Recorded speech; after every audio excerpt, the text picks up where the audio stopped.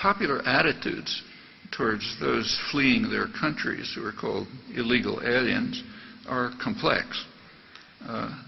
The people fleeing to the United States perform valuable services. They're super cheap, easily exploitable labor, agribusiness, construction, and other industries rely substantially on them, and they contribute to the wealth of the communities where they reside. On the other hand, they awaken traditional anti-immigrant sentiment, which is a striking and persistent feature of this immigrant society, which has a history of shameful treatment of immigrants. In the past few weeks, the Kennedy brothers have been lauded as American heroes. In the late 19th century, they would have had to walk past restaurants in Boston with signs saying, "No dogs are Irish." Now, Asian entrepreneurs are sparking innovation in the high-tech center. A century ago, racist Asian exclusion acts would have barred them from the country as threats to the purity of American society.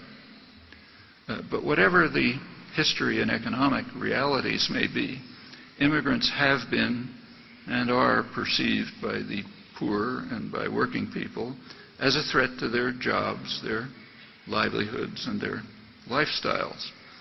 And it's important to bear in mind that the people protesting angrily today have real grievances.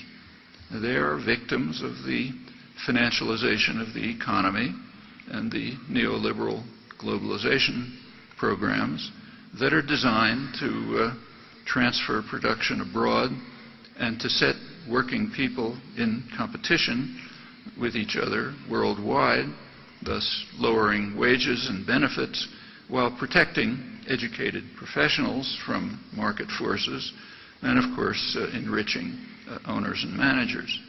And the effects have been severe since the Reagan years, and they often manifest themselves in extremely ugly ways that are featured right now on the front pages. So right now, the two political parties in the United States are competing to see which can proclaim more fervently its dedication to the sadistic doctrine that undocumented immigrants must be denied health care. Their stand is consistent with a legal principle established by the Supreme Court that these creatures are not persons under the law and hence are not entitled to the rights granted to persons. And at the very same moment, the Supreme Court is considering the question of whether corporations should be permitted to purchase elections openly instead of doing so in more indirect ways.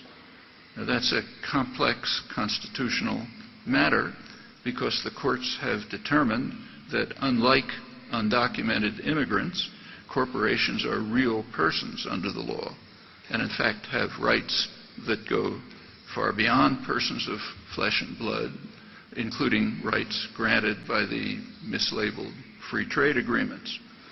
These revealing coincidences elicit no comment, showing that the law is indeed a solemn and majestic affair.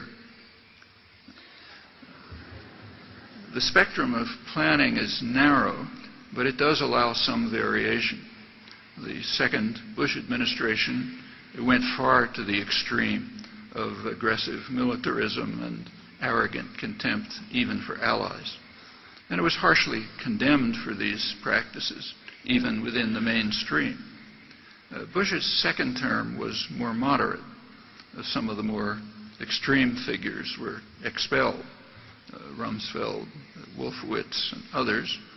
Cheney could not be expelled because he was the administration.